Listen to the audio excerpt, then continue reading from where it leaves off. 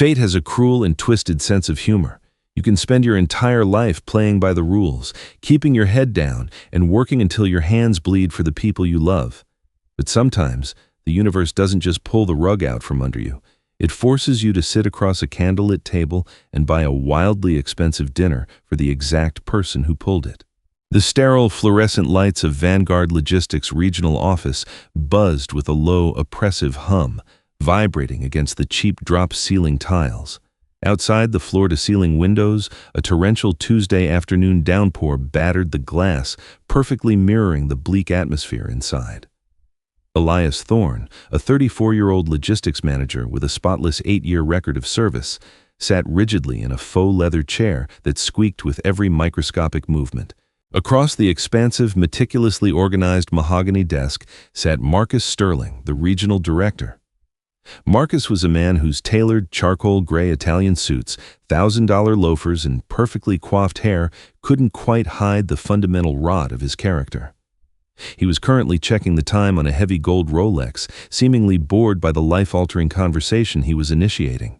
"It's just business, Elias. You have to understand that," Marcus said, his voice slick with rehearsed corporate apathy as he casually slid a thick manila folder across the polished wood of the desk.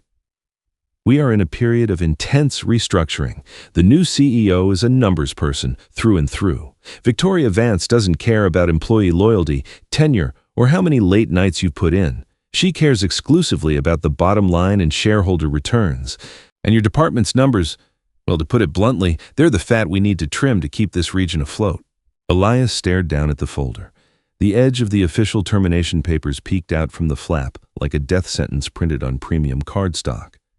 His heart hammered a frantic rhythm against his ribs.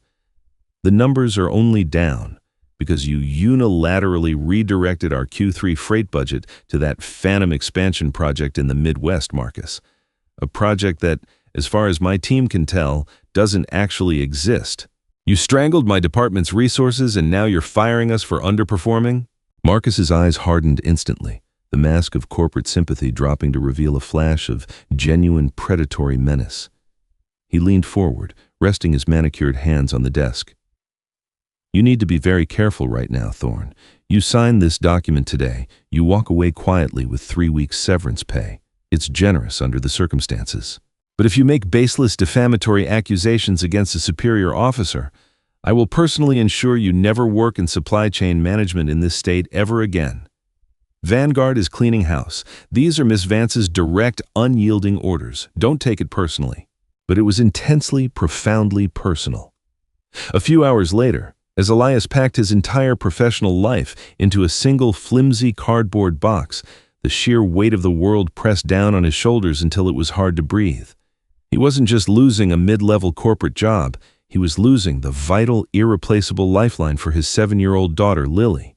Lily had chronic, severe asthma. Her daily inhalers, the specialized nebulizer treatments, the sudden, terrifying midnight ER visits when the autumn air grew too cold, the appointments with top-tier pediatric pulmonologists, they were all intrinsically tied to Vanguard's premium gold-tier health insurance plan. Without that coverage, Elias wasn't just unemployed, he was staring directly into a terrifying financial and medical abyss. When he finally walked into his modest, slightly drafty 2-bedroom apartment that evening, the heavy, artificial smell of cheap boxed macaroni and cheese filled the air, mixed with the faint scent of rain from his coat. Lily was sitting quietly at the chipped kitchen table, diligently coloring a picture of a superhero with a red crayon. Suddenly, she coughed, a dry, deep rattling sound in her chest that made Elias's heart seize with absolute terror. She paused, took a strained breath, and then looked up at him with a bright, brilliantly innocent smile. "Daddy's home!" she cheered, dropping the crayon. Elias forced a massive, convincing smile onto his face, dropping to one knee to hug her tight. He buried his face in her soft hair so she wouldn't see the hot tears suddenly watering his eyes. "Hey, sweetie. How was school today? Did you use your inhaler after recess?" Later that night, long after Lily was tucked into bed and asleep, Elias sat alone in the dark at the kitchen table. The only light came from a street lamp outside. In front of him lay a terrifying stack of medical bills next to his official termination letter. The letterhead bore the bold, aggressive, sweeping signature of Victoria Vance, CEO. She was a complete ghost to the rank-and-file workers, a 31-year-old corporate prodigy dubbed the Iron Heir by the financial press for her ruthless efficiency. She had taken over Vanguard 3 months ago and immediately begun a terrifying, detached slashing of personnel. Elias hated her with a burning intensity. He hated her detached, spreadsheet-driven cruelty that ruined lives with the stroke of a pen. Suddenly, his phone buzzed, vibrating loudly against the cheap laminate table and startling him. It was his older sister, Sarah. "I know it's a terrible time," Sarah started without any preamble or greeting, her voice ringing with sibling authority. "But you cannot sit alone in the dark and drown in your own misery, Elle. I know you. You're spiraling. You need a distraction before you lose your mind." "Sarah, I don't have a job," Elias whispered harshly, rubbing a tired hand over his exhausted, unshaven face. "I don't have insurance for Lily. I don't need a distraction right now. I need a literal miracle." "Which is exactly why you're going on a date this Friday night," Sarah insisted, steamrolling over his objections. "Her name is Tori. She's a friend of a friend from my Tuesday book club. She works in corporate somewhere downtown. She is totally overwhelmed by her job, and she desperately needs a night out." "Just one drink, Elias. One dinner. Please, do it for your own sanity. Put on a clean shirt, get out of that apartment, and remember that you are a man, a human being, not just a fired employee." Reluctantly, brokenly, worn down by her persistence, Elias agreed. He absolutely didn't want romance. He didn't want small talk. He just wanted, for a couple of hours, to feel like a normal human being again. Friday night arrived, bringing with it a biting, unseasonable chill that cut through the city streets.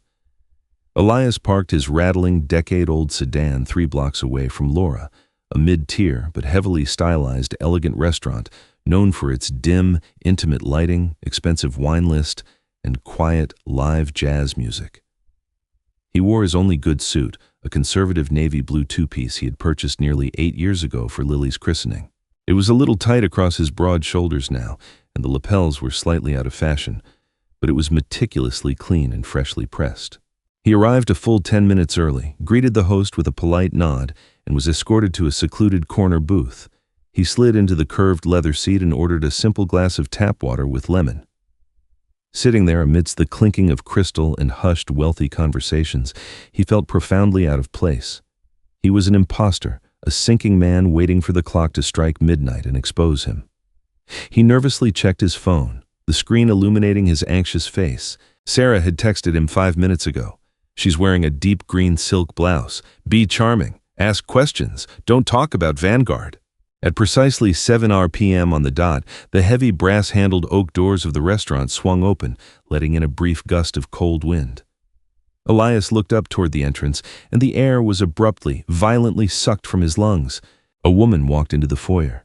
She was undeniably striking, moving with an effortless, commanding grace that unconsciously demanded the entire room's attention without her having to ask for it.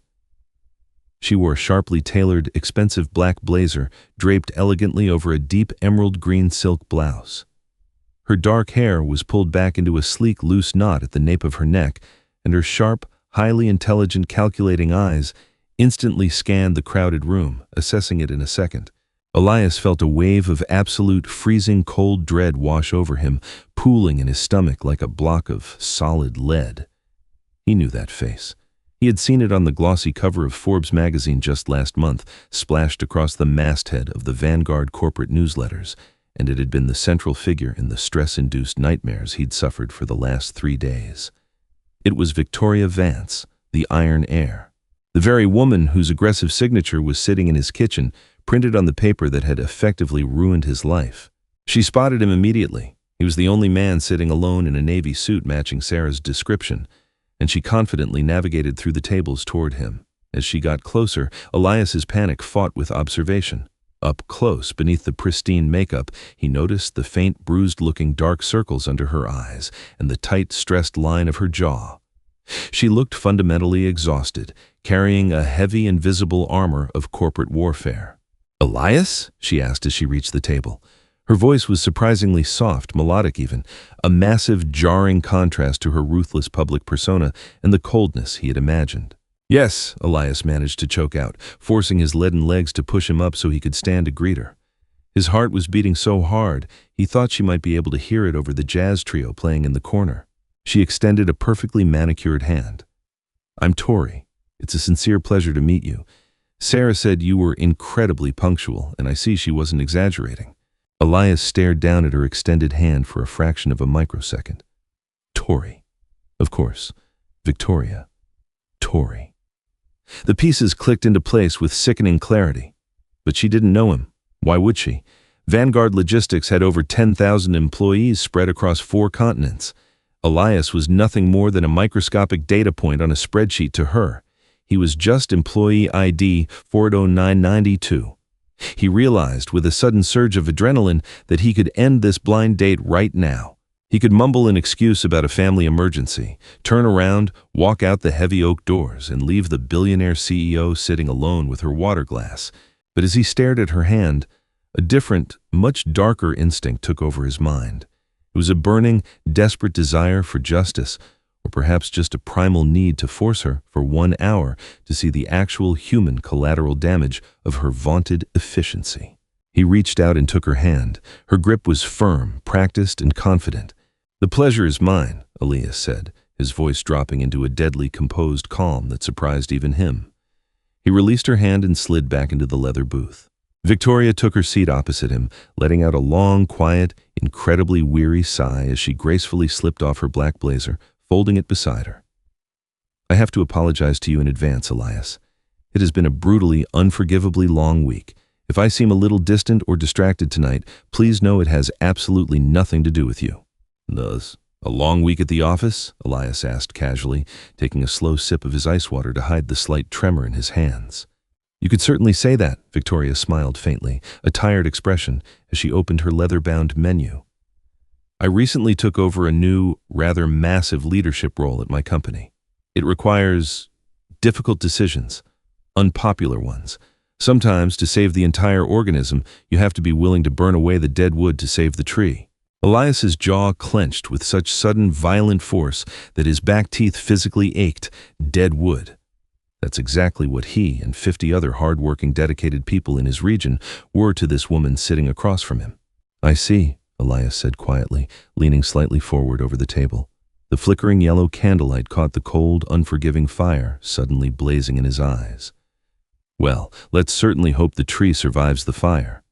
What looks good to you on the menu?" The dinner progressed in a highly surreal, incredibly tense dance of polite deception and underlying hostility. Victoria, who had arrived fully expecting a mundane, slightly boring evening making small talk with a middle-class manager, found herself entirely captivated and challenged by Elias. He was incredibly sharp, highly articulate, and carried a quiet, grounded confidence that she rarely, if ever, encountered in the sycophantic, yes-man-filled boardrooms of Vanguard headquarters. The waiter arrived and they ordered their meals, a modest, reasonably priced roasted chicken dish for Elias, and a rare, expensive filet mignon for Victoria, paired with a glass of rich Cabernet. As the food arrived and they began to eat, the conversation inevitably, gravitationally drifted back to the topic of work and leadership. Victoria felt strangely, unnervingly comfortable with this handsome stranger, letting her heavy corporate guard down for what felt like the first time in 3 months. "It's really just the profound isolation of executive leadership," Victoria explained, swirling the deep red wine in her crystal glass. "People on the outside think being at the absolute top is entirely about power, glamour, and control. It's not. It's about being the only person in the building willing to make the cold math work, no matter how many people hate you for doing it. The board demands margins. If I don't deliver them, the company sinks." "Math," Elias repeated slowly, slicing a piece of his chicken with precise, highly deliberate movements of his knife. He didn't look up immediately. "Is that really how you view the employees working under you, Tori?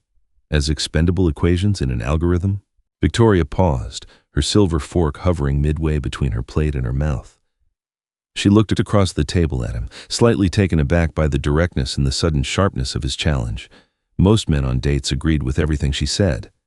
In a macro sense, yes, unfortunately. A massive corporation is, at its core, a machine. If a gear is rusted and slowing production, you replace it. If an entire department is bleeding capital and dragging down the quarterly earnings, you excise it. It's not cruelty, it's basic survival. Elias set his knife and fork down on the edges of his plate. He leaned in closer, his voice dropping an octave, carrying the heavy, undeniable weight of lived reality rather than theoretical business school philosophy. But what happens if the gear isn't actually rusted? What if the trusted mechanic you hired to run the machine is actively pouring acid on the gears to cover up the fact that he's siphoning and stealing the oil? Victoria frowned, her brow furrowing slightly as her highly analytical mind immediately engaged with the puzzle. That's a very specific, rather dark metaphor, Elias. Let's play a hypothetical game, Elias said, locking his intense gaze with hers, refusing to let her look away. Imagine a large logistics company. Let's call it Sentinel Logistics. Victoria's dark eyes narrowed perceptibly at the extreme proximity of the name to her own company, a flicker of suspicion crossing her face, but she remained silent, taking a tiny sip of wine. Sentinel Logistics has a powerful regional director, Elias continued, his tone smooth, conversational, but laced with pure steel. He's charismatic, dresses well, and is absolutely beloved by the upper executives because he always says the right things. But in reality, he's actively bleeding the regional freight and shipping budget into dummy shell accounts. When the new CEO, someone who admittedly only looks at the macro math in the spreadsheets, demands better profit margins, this corrupt director panics. So to hide his tracks, he fires his most competent tenured middle managers, the specific ones who know the routing systems too well and might catch his theft. He blames them for the missing money. He tells the CEO he is trimming the fat. Victoria shifted very uncomfortably in her leather seat. The ambient noise of the restaurant, the clinking silverware, the jazz saxophone, the low murmur of other diners seemed to completely fade away, leaving only the intense, suffocating gravitational pull of Elias's unblinking gaze. According to your math, Tori, the CEO did a great job. She saved the company money on paper, Elias said, his voice dropping to a near whisper that cut through the silence. But in reality, she just fired a single father whose 7-year-old daughter relies completely on company health insurance to afford the daily asthma medication that keeps her out of the hospital. She protected a thief and systematically destroyed a family. Tell me, as a leader, how exactly does the math work in that scenario? Victoria's breath hitched in her throat. The air between them suddenly grew incredibly thick, heavy, and suffocating. Her heart began to beat faster. Are we still talking hypothetically here, Elias? You tell me, Elias replied, his face a mask of iron. You said you have to burn away the dead wood, but sometimes people sitting up in their glass ivory towers are so disconnected from the ground floor that they can't tell the difference between dead wood and the load-bearing pillars holding their entire company up. Victoria felt a distinct icy chill run rapidly down her spine. The initial pleasant charm of the blind date had completely evaporated, replaced by a profound, piercing interrogation. Elias wasn't just debating abstract corporate philosophy anymore. She felt like he was surgically dissecting her soul. If a CEO is blind to middle management corruption, Victoria said, her voice instantly becoming defensive, tight, and purely corporate, that is a fundamental failure of the reporting structure. A CEO managing 10,000 people cannot possibly know every single employee's personal struggles or medical histories. No, she can't, Elias agreed softly, leaning back into his side of the booth. But a competent leader should verify the data before she executes the innocent. The rest of the meal was finished in near silence. Dessert was politely offered by the waiter and swiftly declined by both of them. The tension hovering over the small table was now a physical entity, heavy, dark, and suffocating. Victoria subtly signaled the waiter for the check, feeling a sudden, urgent, almost panicked need to escape the restaurant, to get away from the piercing, accusatory eyes of this intensely intelligent man she had just met. She felt entirely exposed and cornered, though her rational mind didn't fully understand why yet. The waiter smoothly dropped the black leather billfold on the center of the table. Victoria immediately reached for it, eager to pay and end the evening, but Elias's hand shot out with lightning speed, pressing his fingers down and pinning the leather firmly to the polished wood. "I'll take this," Elias said, his voice brokering absolutely no argument. "Elias, please, no. Let me. I insist," Victoria countered, sitting up straighter, her commanding corporate authority bleeding naturally back into her tone. She made significantly more money than he did, and the dinner was expensive. "I insist," Elias said firmly, his eyes boring into hers. "Consider it a severance gift." Victoria froze. Her hand slowly, hesitantly pulled back from the leather booklet, her brow furrowed in deep confusion. "What did you just say?" Elias didn't answer immediately. He calmly reached inside his suit jacket. From his inner breast pocket, he pulled out a neatly folded, crisp piece of white paper. He placed it deliberately on top of the leather billfold, sliding it slowly across the table toward her until it rested directly under her line of sight. Victoria looked down. The ambient candlelight caught the bold, unmistakable Vanguard Logistics corporate logo printed at the very top of the page. It was a standard-issue notice of termination. She instantly recognized the legal format. She recognized the thick, aggressive, sweeping signature at the bottom of the page. It was her own signature. Her eyes snapped rapidly up to the line containing the employee's name. Elias Thorne. All the blood instantly drained from Victoria's face, leaving her completely pale, wide-eyed, and breathless. The entire world seemed to violently tilt on its axis. The handsome, highly intelligent, quietly grieving man sitting across from her wasn't a random fortunate blind date set up by a book club friend. He was her direct victim. "My name is Elias Thorne," he said, his voice entirely devoid of anger now, replaced by a devastating, hollow calm that was somehow much worse than shouting. "Employee ID 40992. Until this past Tuesday, I was the senior logistics manager for the northern region. On Tuesday afternoon, Marcus Sterling fired me, citing your direct, uncompromising orders to liquidate my department's payroll." Victoria opened her mouth to speak, but her vocal cords paralyzed. Absolutely no sound came out. She looked wildly down at the printed paper, then back up at his stoic face. "Elias, I had no idea. I didn't know who you were." "No, you didn't," Elias said, gracefully standing up from the booth. He reached into his pocket and tossed 2 crisp $50 bills onto the table to more than cover his half of the meal and the tip. "You just looked at the math on a spreadsheet. You didn't bother to look closely at Marcus Sterling's fraudulent expense reports. You didn't look into the Phantom Midwest expansion project that doesn't exist. And you certainly didn't look at me or the 50 other people you threw to the wolves." Victoria was physically trembling now, her hands shaking as they rested on the edge of the table. It was a completely foreign sensation for the iron air. "Elias, please, I am begging you, sit down. Let me fix—" "My daughter's name is Lily," Elias interrupted, his voice finally, momentarily cracking, a raw, jagged edge of pure paternal emotion breaking through his iron facade. "She is 7 years old. She has severe chronic asthma. Her daily medication and nebulizer treatments cost over $800 a month out of pocket.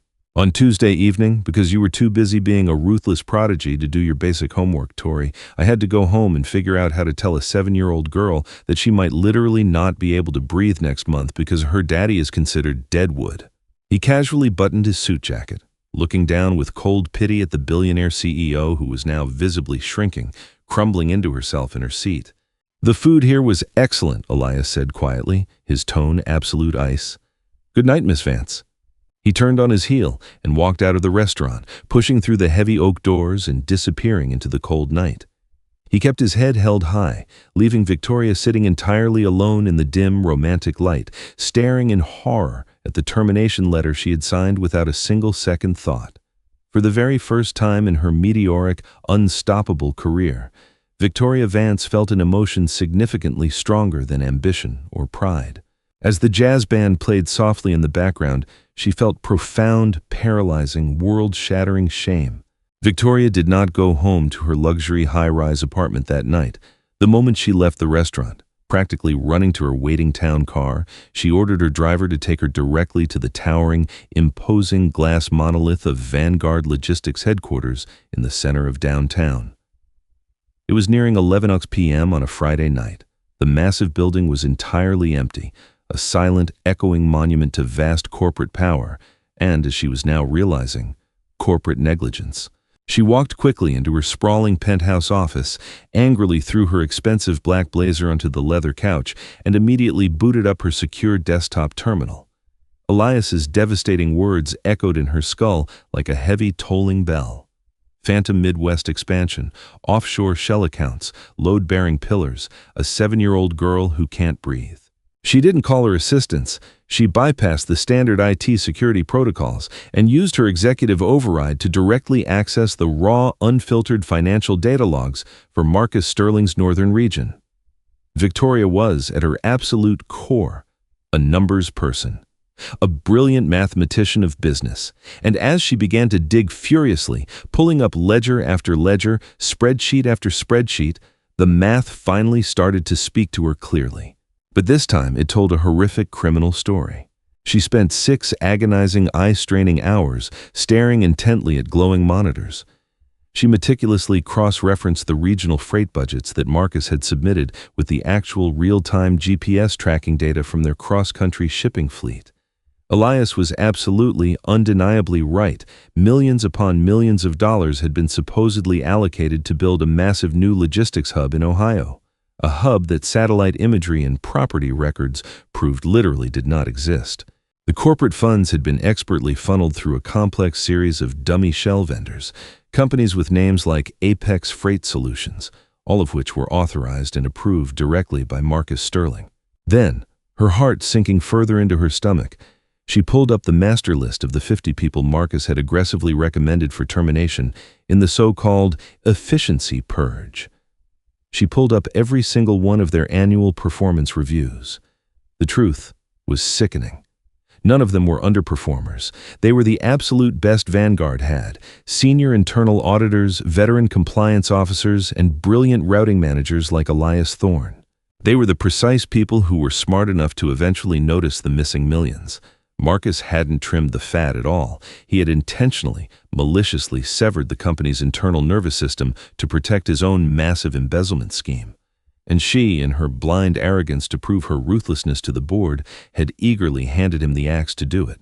At 5 a.m., the early morning sun began to bleed over the city skyline, casting a harsh, unforgiving, golden light through the floor-to-ceiling windows into Victoria's office. She sat back heavily in her ergonomic chair, rubbing her dry, burning eyes. She had been played for an absolute fool. Her hubris, her unwavering belief that she could perfectly manage thousands of human lives strictly from a spreadsheet without looking at the faces behind the numbers, had allowed a vicious parasite to thrive while destroying the lives of good, honest people. She thought of Elias. She thought of the quiet, unbreakable dignity in his eyes at the restaurant. She remembered the sheer terrifying desperation masking his pride as he talked about his little girl, Lily. He hadn't begged for his job back. He hadn't yelled, cursed, or made a scene. He had simply, masterfully held up a mirror and forced her to look at the cold, unfeeling monster she was rapidly becoming. Victoria picked up her secure desk phone and dialed the private cell number of David, her chief legal counsel, dragging the man out of a deep sleep. "David, it's Victoria! Wake up!" she commanded, her voice crackling with a new, terrifying kind of energy. "I need a full team of forensic accountants in my office by 7 a.m. sharp. I also need you to draft an immediate ironclad termination and breach of contract lawsuit for Marcus Sterling, regional director. Contact the federal authorities immediately. We have a multi-million-dollar embezzlement case on our hands, and I want him in handcuffs before lunch." She paused, looking out at the waking city below her, feeling the heavy burden of true leadership settling onto her shoulders for the first time. "And David, when you come in, bring me the complete employment file for a man named Elias Thorne. I have a massive wrong to right." Monday morning arrived with a dreary, gray, overcast sky. Elias was sitting at his small kitchen table, a lukewarm cup of instant coffee in front of him. He was methodically circling low-paying warehouse job postings in the local newspaper with a red pen. Lily was at school, and the heavy silence in the apartment was deafening, leaving him alone with his mounting anxiety. He calculated he had exactly 2 weeks of savings left before things became truly, unavoidably catastrophic. Suddenly, a sharp, highly authoritative knock at the apartment door broke his dark concentration. Elias frowned, putting down the red pen. He wasn't expecting anyone, certainly not the landlord, as rent wasn't due for a week. He walked over, unbolted the deadbolt, and opened the door. Standing in the dreary, poorly lit, carpeted hallway of his cheap apartment complex was Victoria Vance. She was flanked by 2 massive men in dark suits who clearly looked like private corporate security, but she raised a hand, gesturing for them to stay back near the stairwell. She was wearing a sharp slate-gray business suit, holding a thick premium leather portfolio against her chest. She looked visibly nervous, shifting slightly on her feet, a stark, shocking contrast to the untouchable ice queen of the boardroom he had met on Friday. "Miss Vance?" Elias said, his voice flat, completely guarded and defensive. He kept his hand on the doorframe. "If you're here to legally threaten me about what I know regarding Marcus Sterling's theft, you can save your breath. I don't have the money for a fancy lawyer, but I won't be bullied into silence by you or your board." "May I please come in, Elias?" Victoria asked softly, her eyes pleading with genuine humility.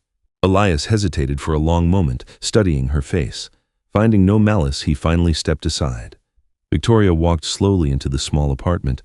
Her eyes briefly, respectfully took in the worn, mismatched furniture, the terrifying stack of past-due medical bills sitting on the kitchen table, and the framed photos of Elias and Lily laughing at a park. It was a tangible, undeniable living picture of a real human life, not a data point. "Marcus Sterling was arrested by federal authorities at his home at 6 o'clock this morning," Victoria said quietly, turning around to face him in the small living room. Elias completely froze, his eyes widening.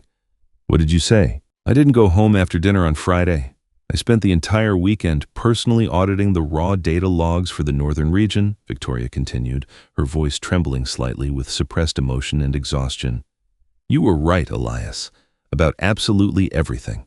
He stole millions of dollars through shell companies, and he cleverly used my aggressive restructuring mandate as a weapon to fire the only people competent enough to catch him, including you."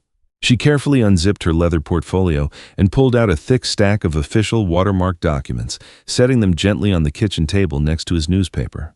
"The first document is a formal public apology from the Vanguard Logistics Board of Directors, signed personally by me, legally acknowledging your wrongful termination," Victoria explained, pointing to the pages. "The second document is a fully funded premium corporate healthcare package for both you and Lily. It is active retroactively to last Tuesday. Every single medical bill you have received in the last week is already paid in full." Elias stared blankly at the papers, his mind struggling violently to process the sudden, miraculous whiplash of fate. He slowly looked up at Victoria, searching her dark eyes for a hidden trap, a catch, or a legal loophole. He found absolutely none. He saw only genuine, profound remorse and a desire to make things right. "Why are you doing all this?" Elias asked, his voice rough with sudden emotion.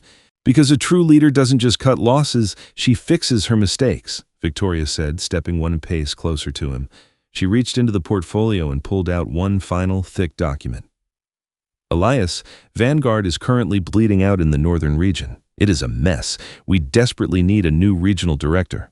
I need someone who actually understands the intricate mechanics of the floor, someone who vehemently protects the load-bearing pillars of the company, and most importantly, someone who possesses the moral compass and the absolute courage to stand up to the CEO when she is dead wrong." She slid the massive contract across the table toward him. "I want you to officially take Marcus Sterling's job. This contract offers double your previous managerial salary, and it grants you full, unquestioned authority over regional hiring so you can immediately track down and bring back the team he wrongfully fired." Elias looked down at the contract. The salary number boldly printed on the second page would instantly, permanently change his and Lily's life forever. No more late-night panic attacks over hospital bills, no more feeling helpless and suffocated by debt. He looked back up at Victoria. The cold, calculating iron air was completely gone. In her place stood a humbled woman who had learned a profound, intensely painful lesson about the irreplaceable value of humanity in business. Elias slowly picked up the pen resting next to his newspaper. He held it suspended over the signature line for a long, heavy moment, then met her gaze with unwavering intensity. "If I sign this, Tori, you need to understand something right now," Elias said, his voice resolute. "I do not manage numbers. I manage people. And I will never, under any circumstances, compromise my people for your bottom line." Victoria smiled. It wasn't a corporate smirk, but a genuine, warm, deeply relieved expression that reached all the way to her eyes. "That, Elias, is exactly why I'm hiring you." Elias pressed the pen to paper and signed his name. As he handed the heavy contract back to her, their hands brushed for a second time. It was a brief, simple touch, but this time it carried the immense weight of mutual respect. of a strong bridge finally built over a massive chasm of conflict. It was a powerful new beginning for Vanguard Logistics, for Elias and his daughter, and perhaps eventually for the two of them.